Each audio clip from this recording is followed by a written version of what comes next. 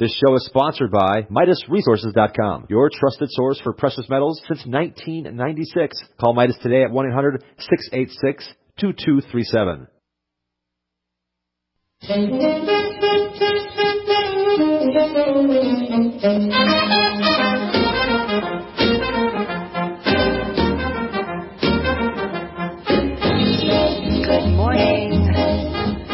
morning, everyone, and welcome to today's edition of Uncommon Awareness. I realize I start every show out that way, and I guess I should mix it up. I've got this whole folder of quotes and profound sayings, and I keep meaning to share them, but there's always so much to talk about that I forget to do that.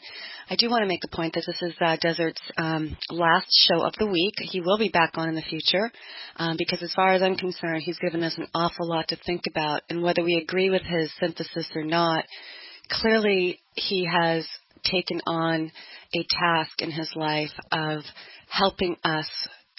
He's taken on the task of answering for himself what is going on in the world, and I think that's a question we all need to be asking. Who's responsible for the mayhem? Who's responsible for the confusion? Who's responsible for the devastation that's happening? Who and what are they? How did this come about? How does it affect us? Are we really living living the way we were intended to live as spiritual beings, having a human experience?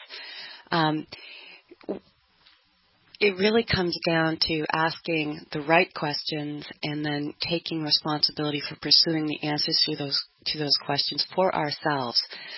He's not asking you to flat out just believe what he says. He's inviting you to explore, to examine his work and see if it doesn't make sense to you. See if there isn't some way we can begin to restore the world to its natural state of being, natural being that we are born with inalienable rights.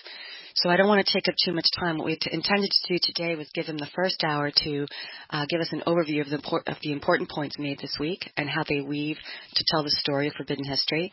And in the second hour, we're going to be discussing two programs currently available to put funds into the hands of those with a vision for changing our world and a plan to make that come about. This has to do with crowd funding. This was something that was brought up with Nanette Carley. She's doing real good news. I investigated it. It's a phenomenon that's taking hold around the world. Forbes is writing about it. It's perfectly legal.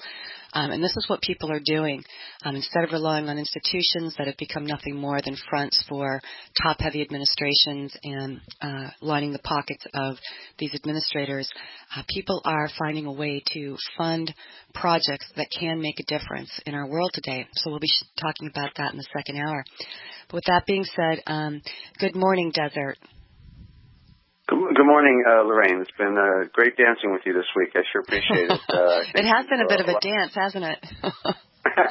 Well, I love that music, but I hope you'll consider that new song I sent you this week because it has a wonderful flavor, and I think it fits more the tone of what you're trying to do here.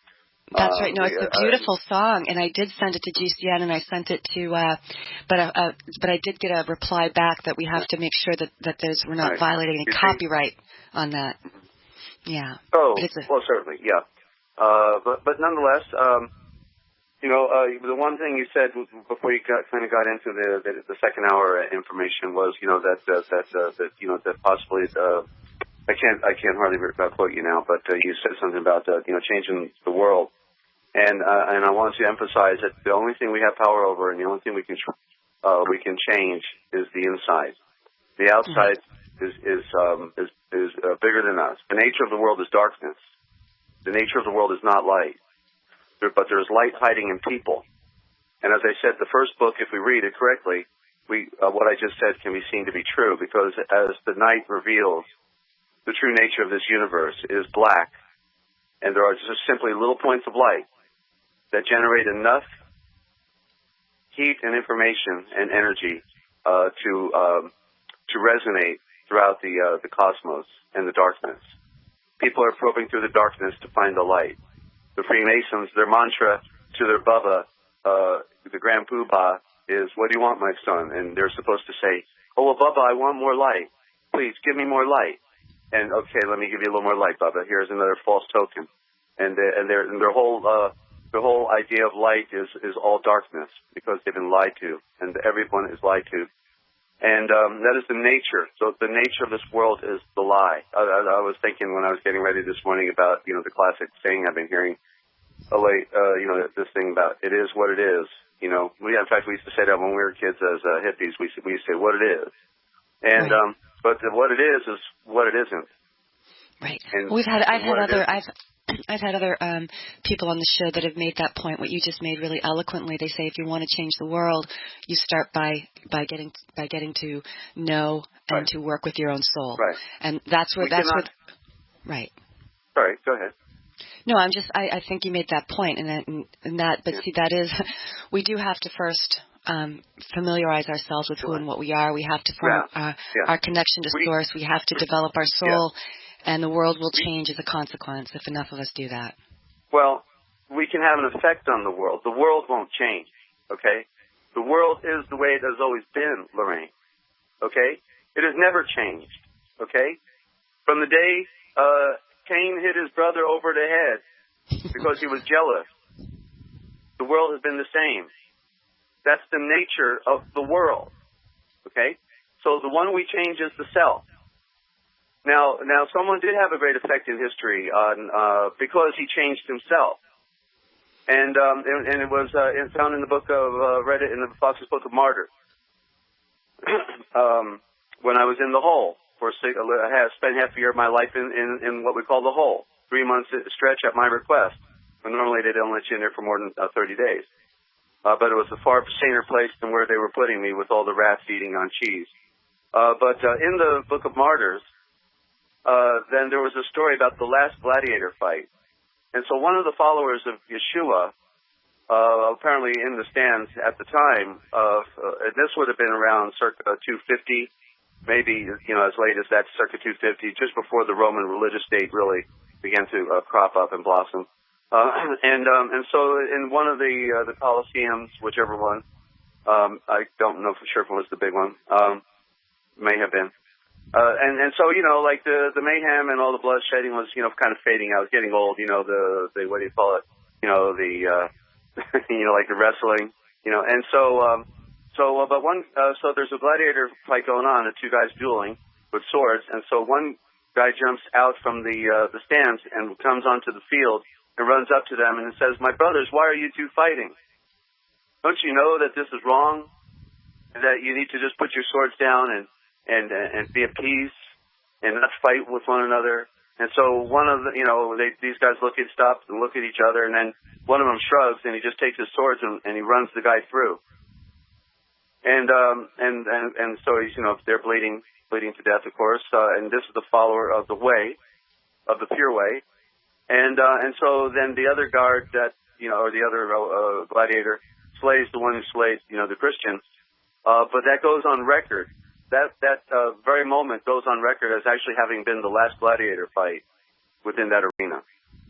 So it was on the way out, and this was the end of it. People woke up somehow in that part of the world at that epoch of time, to what could have stopped it. Something was fading out, obviously. The free bread, to the crowds in the stands anymore just didn't work anymore. Come on, free bread. No, I don't think I want to see slaughter.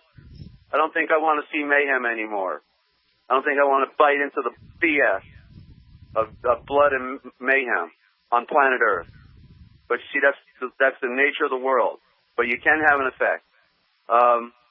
So Lucifer is an idea. You see, I just want to recap to make sure the emphasis got out, because it's what they did. The fallen ones is they made a vow that they would betray their birthright and the one who made all things and take over the world. And so in essence, what they did is they created a cult. A cult is a culture. The occult means to hide the light. And in nature, when the moon goes in front of a star through its cycle, when it's in front of a star, it's hiding the light of that star. And that's called the occult, because occult means to hide the light, like eclipse. And so the occult are hiding the light. They claim to be the light, like Freemasonry, like Catholicism, like Babylon, like the Malachian traditions. all claim to be benevolent and good, okay? These things that we look as pagan traditions came on the guise as being beautiful and the way to be, the way home. And so all of it was a lie to all the ancient people. So we think we're sophisticated with our modern English and don't know we're speaking the most broken form of communication, Pig Latin BS that we've ever could have imagined. So Lucifer is a corporation. She is the corporate head on paper only, because she only exists on paper or in the minds of man. It is the antithesis to the light. It is the void of darkness. There's nothing there. It is the grand illusion. And that once we wake up, then we can go home, because we know that we can go into the gladiator field. It don't matter if he runs us through with a sword, because it's all an illusion. The mind was here to communicate what is right. And so this corporate, just like a corporation, after the founders die, like Henry Ford, the corporation lives on. It takes a life of its own. There's nobody there to kill it. Nobody can stop it.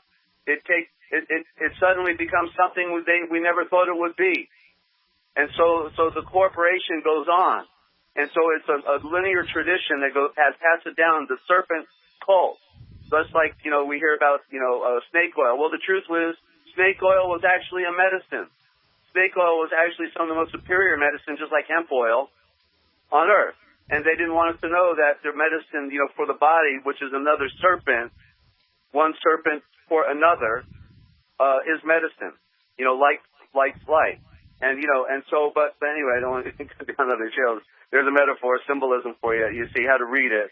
That there's the vulture culture, that they give us the eagle and we think, boy, that eagle is really a beautiful bird, isn't it? Yeah, we love to see it in the football stadium on Sundays, but it represents the vulture that's been flying through our lives all of our lives.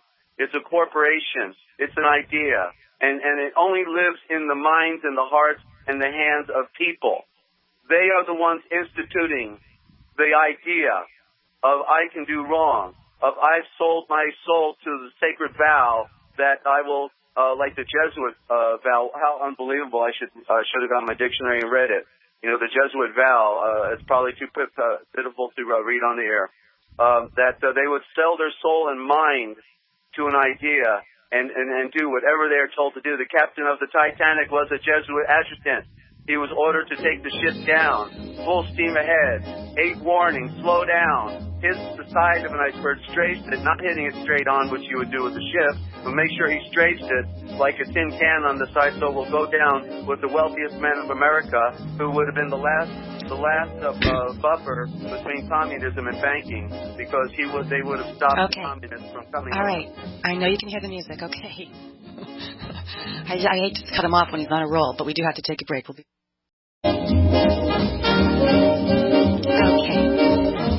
Desert in the first segment came out swinging, and really, frankly, that's what I like about him, or love about him. I've had an opportunity to speak with him, off air several times, and what I sincerely appreciate about him is his conviction. But he made 2 points that I'll get to in just a moment in the last segment, but I want to make this point, that when I began to question all that I had been taught or indoctrinated into believing, I came to the realization that I had to divest myself of being right, meaning I had to begin to engage the world as though everything I had been told about it could in fact be a fallacy. And this began, the journey we call falling down the rabbit hole. I'm not claiming that my personal ideas or conceptions or perceptions of the world are right. They're right for me in this moment. I just keep an open mind and I keep asking and asking and asking. What I found is that tremendous synchronicity comes, the universe answers me with synchronicity, meaning people and information and knowledge and experiences are put on my path that enable me to begin to put another piece of the puzzle together, for me. One thing that the point he made that's very, very clear to me, the one thing I do understand is that my responsibility, my task, my purpose here on earth is in fact to develop and grow my soul, to begin to really engage life as a spiritual being having a human experience. So he made 2 points. One was about history and he left off with the Titanic. The other was corporations. And this was a big part of my indoctrination, that capitalism was good, it was great, right? And capitalism is built on corporations and Wall Street. We've had another guest that said there have always been, you'd appreciate this, Desert, he said there's always been and always will be kings, priests, and thieves. This was Mellon Thomas Benedict. He had a near-death experience and was on the show a couple of times. And that's pretty much what we are contending with in terms of the darkness on the planet is kings, priests, and thieves. And I do get that. That's a concept that works well for me. But you were making a point about history with Titanic, and I just want to ask you, in terms of your research, we do, I understand, I comprehend that history as we are taught it is a complete theater, as we call it. So you're talking about the Titanic. Where do you get your information on historical fact from fiction? Right.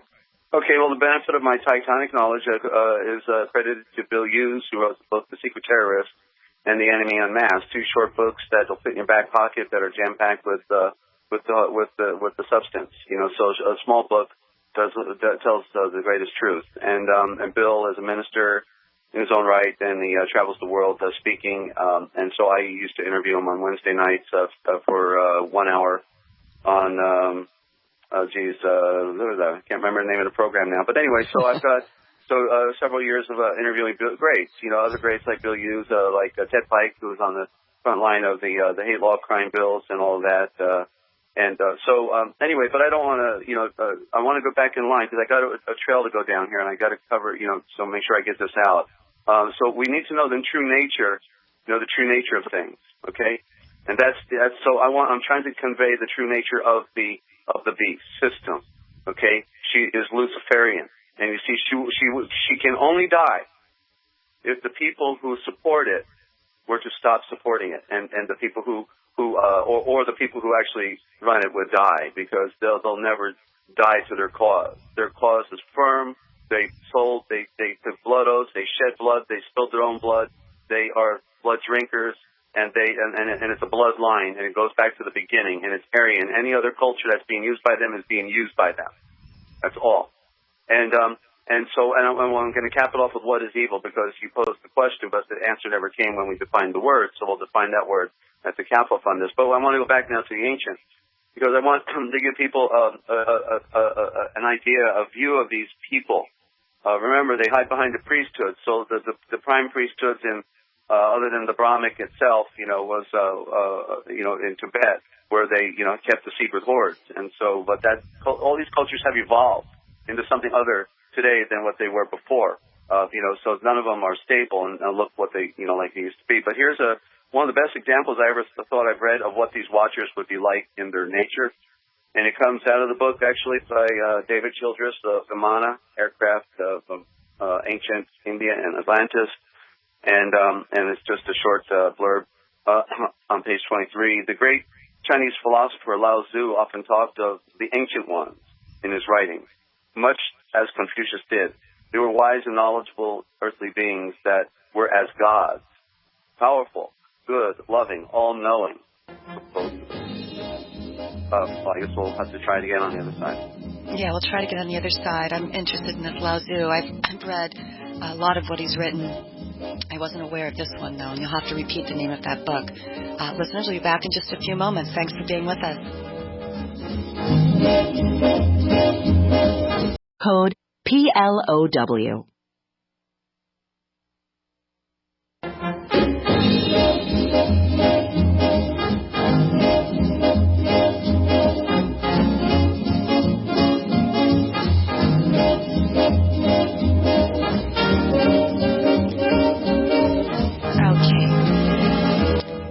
Segment, Desert began to share a writing by Lao Tzu, and Desert, I'm sorry, but I forgot to mention there is now a Facebook page for the Families of Weed California. It's Yeah. Weed Fire, and people can go to that Facebook page to find out, first of all, the great things that are happening to support, but what you can do to support. I just want to mention that Desert and I have friends out that way that have been affected, that are working really hard to help other people because they did not lose their homes, but many, many did. And there is now a Facebook page, Weed Fire. You can go there to find out how you can help. So please continue with your okay. And just realize we may have to encroach on the next hour, 15 That's minutes fine. or something, but Lorraine, if we have to, because we'll have plenty of time to talk about the fundraiser for you. Okay, so, and by the way, one more point, okay, I wrote down, something during the break. One of the main reasons, and we're talking about the true nature of the beast, okay, one of the main reasons it is near impossible to win in this arena, okay, is because all movements, mass movements, political movements for anything good in this world are infiltrated.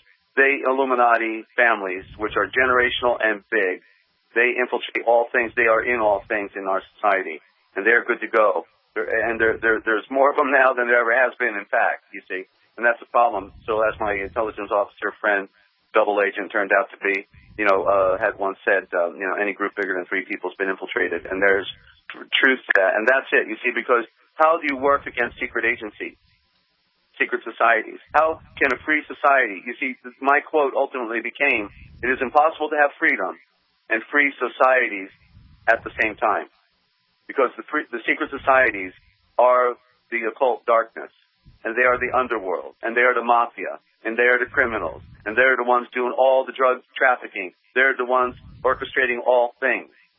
But going back to the beginning the way they were, the great Chinese philosopher Lao Tzu often talked of the ancient ones in his writings, much as Confucius did.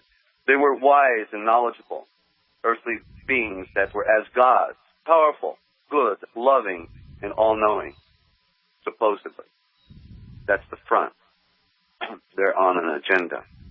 Born around, on the Starship Enterprise, born around 604 BC, Lao Tzu wrote the book which is still perhaps the most famous Chinese classic of all time, The Tao Te Ching. When he finally left China, at the close of his very long life, he journeyed to the west. That would be towards Tibet, in northern India, to the legendary land of Hiswang-Mu, the land of Mu, which may have been the headquarters of the ancient ones, the sacred cow, the Great White Brotherhood. It was as he was leaving at one of the border posts of China that a guard persuaded him to write down the Tao Te Ching, so that Lao Tzu's wisdom would not be lost. No one ever heard of Lao Tzu again, though it is presumed that he made it to the land of Hiswang-Mu. And here are his words. The ancient masters were subtle, mysterious, profound, responsive. The depth of their knowledge is unfathomable. Because it is unfathomable, all we can do is so describe their appearance. All we can do is to describe their appearance. Watchful, like men crossing a winter stream of thin ice. Alert, like men aware of danger. Courteous, like visiting guests. Yielding, like ice about to melt. Simple, like uncarved blocks of wood. Lao Tzu, Tao Te Ching, chapter 15. And so that's a good picture, I think, because these people would have been pretty stoic, and it could be that you would be meeting one of them and you would never know it. They would certainly, these are the people that we will never know who they are. But like the movie 2012, where did it go? They took us to the first place in the movie. They take us to India. They go inside some type of giant home, estate. Then next thing you know, the guy goes in an elevator, goes underground. And he goes deep underground, and they open up a hatch, and the water's boiling. Okay, so it's purely, the earth is heating up. It's things are getting hot. So that movie right there, very symbolic as well to watch. I can't get into it. So let's go back now to another culture of this beast system, and what is this evil? The question, and so Israel, this is the real Great Tribulation. You see, again, the reason they took out the lost writings, the people are waiting for the Great Tribulation, but it's in the lost writing. And the Great Tribulation was when Israel was banished to Babylon, and they lost their culture, and their temple was sacked and burned. All the utensils were stolen. No more library. Okay, that's why Ethiopia became important, because it was a trade route, and the writings of Israel were preserved in the temples over there. But so you have a culture now banished from its civilization, and that is the beginning of the Great Tribulation. And so for the next 550 years, from 550 BC on down to the end of time, when Mashiach, Christ, came, then they were under the Great Tribulation, under foreign occupation, Babylon, then Persia and Media, then Greece, and the tyranny of Antiochus Epiphanes, who threw babies off of the walls with their mothers if they circumcised their children, or would torture people to death if they refused to eat pork, and they did. Tortured people to death. And entire families, one classic family's in the Old Testament pseudepigrapha, the fifth Maccabees or fourth Maccabees, and it's about the 12 children and their father who were all tortured to death. Father first, then the eldest son, all the way down to the youngest. None of them would give up their rabbinic tradition and eat pork or do anything contrary to the truth of their culture, and then the mother's tortured last. The stories are just horrendous. Those were the Great Tribulations, and they even lost their language. Come on, they lost their tongue, lost everything. So that was the greatest tribulation, to lose your culture, and you're going to find you got to get it back. And so what came back? What came back after who was it? Cyrus, king of Mede and Persia.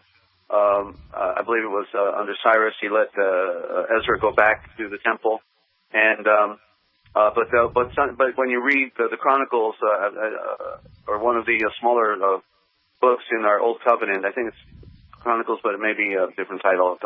Can't remember now. And it's a short one, but it has like the numbers of the people that came out of Babylon. And out of it, it said that out of one of the tribes that came back was Azazel, and it said there were 666 that came back. Okay, and some versions says 665 because they didn't want us to get the picture. 665, but so it's telling us right in that story that this is a code. Okay, this is the hand of the priest or the father, I don't know which one, telling us what came back out of Babylon. Azazel, the scapegoat, came back out of Babylon. And what came out of Babylon, of course, but the Babylonian Talmud came back to Israel. So from that point on, even when they rebuilt the temple, it was under the doctrine and the dogma of the Talmud, the Babylonian world domination scheme to give the finger to the rest of the world and say we're more important and can do and will do anything we want to do to you in order to get our ends. The means don't matter because it's about the end of their Zionist world domination plan to maintain control, not to gain control, but to maintain control. And so here I'm going to tell everybody. I'm going to have another historical moment here on the radio and tell everybody where the first rabbi comes. Okay. Because we like to use the word rabbi. They get us to use their word. Rabbi is not a word we would use in our spiritual tradition of Christianity, nor in original Israel. The rabbi didn't come out of Israel. Rabbi comes out of Babylon with the Babylonian Talmud. Okay, the rabbi means seed planter. Think about the word rabbit. When you become rabbit, you become enraged. When the rabbit is called the rabbi because it's reflection. Each of a reflection on the other. That they're whoremongers, and in the sense of the word, that they're seed planters is what it means. But true, the word teacher would have been in the original, which meant seed planters strictly. But the rabbit, it's a form of the word robber. The ones who are robbing us, the priesthood that robs us of everything. As Jesus said, he goes to the widow, he makes sure he'll get the last mite out of the widow before he goes to sleep that night. You see. And so Hammurabi, there, that's remember how they tried to say that, no, the story of Moses can't be true because Hammurabi, 400 years prior to Moshe on the Mount of Sinai, received his 12 commandments, and therefore, you see, it's just another one, a version of another version of another version. So it creates the deception because the watchers knew what was coming. They always came first with the dope because they wanted to take credit for it and create the illusion, end the delusions. So Hammurabi, and then out of Babylon comes the rabbi, the robber with the eye, the all-seeing eye that sees. And working for his agency out of India, the Brahmin priesthood, the Zionist star, what they call the Star of David, is actually out of India. It is a symbol of the sun. Okay, never belonged to David. It is the Dravid. Put an R in it, Dravid. That's out of India. That's the original word, the Dravid. I'd have to go get my notes in order to define it for you at the moment. But it is about the drive, the Dravid, the driving of the world from one point. Okay, and so symbol. You got to read the symbol. Okay, because idolatry. Remember, flag is it's on fire. A flag is on fire, burning. Remember the word fag. The fags were the logs they throw on the fire. That's another word for the logs, the fags. That's why they were smoking fags. They were cigarettes. A fag is burning. So the flag is a fag, and it means it's on fire. And therefore it means they're at war. When it's on fire, they're at war. It's a flag is an army on the march, on a flagpole, army on the march. Okay, you're losing me a little bit. How is flag tying into the Star of David? Well, I'm just trying to point out that the people, they waged war against the people on planet Earth. Okay? Revelation says that they have deceived the whole world. It says there will be people calling themselves Israel who are not Israel. Okay? That nobody ever makes all the connections. I'm just trying to put the connections on the table today so people can understand. So what is evil?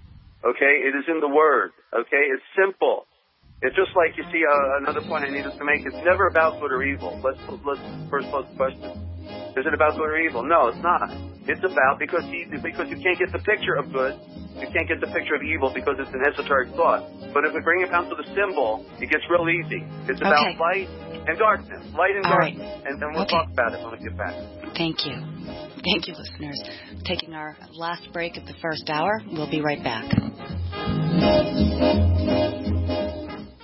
Hi, I'm Dr. Lorraine Hurley, and for over a decade, I've helped people maintain optimal health. I'd like to tell you about my choice of a powerful anti-aging antioxidant formula, 3653, or order online at goberkey.com. Desert is talking about today.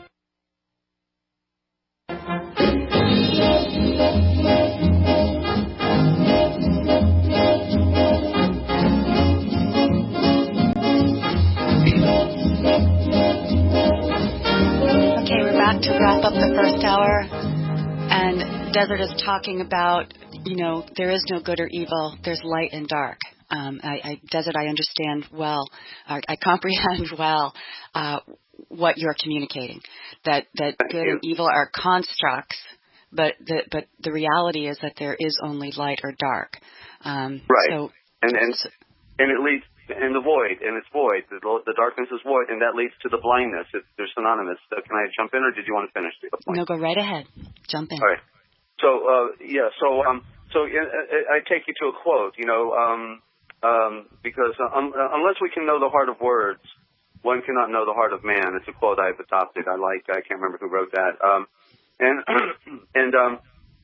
So defining the burning source of fire is defining who we are. And because the words, the way they've been constructed for us, define us as who we are not. And so again, the spell is not a true supernatural power. The spell is just a trick, because they got us to spell their way instead of spelling it the way it really is. Spelling it all out, a nice metaphor, huh?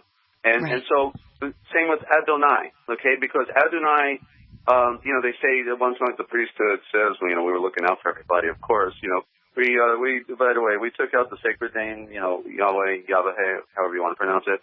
We put in Adonai because, the sacred name is so sacred that we don't think anybody should be saying that name, you know what I mean? Okay? So we took the name out and we put in Adonai.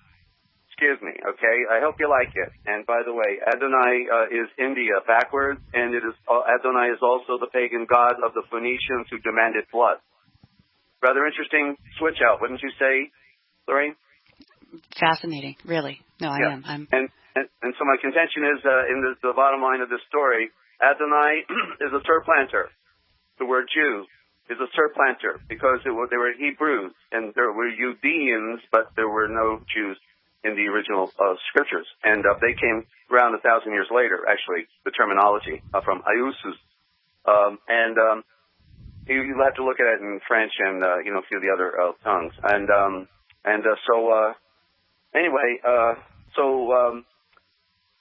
So you've got to, the trick is so great. It's the grand illusion. And so the illusion, so what is evil? The word evil is, the E is the symbol of the eye. Now we get back into the hieroglyph, the lexicography. The E is the eye. And so like you go to Google and you click on the E to explore, there's an E in front of explore because you have to use your eye to explore. And you click on the E, which means I'm going looking. I'm going to go looking and click on the E. And the veil, and you change the vowels. The law is you change vowels in the original word. So you can put an O in there. Vol. Vol is for like volcano, the evolve. Oh, it evolved. It came up. Okay, on the evol. Evol is evolve. Volve. And eval.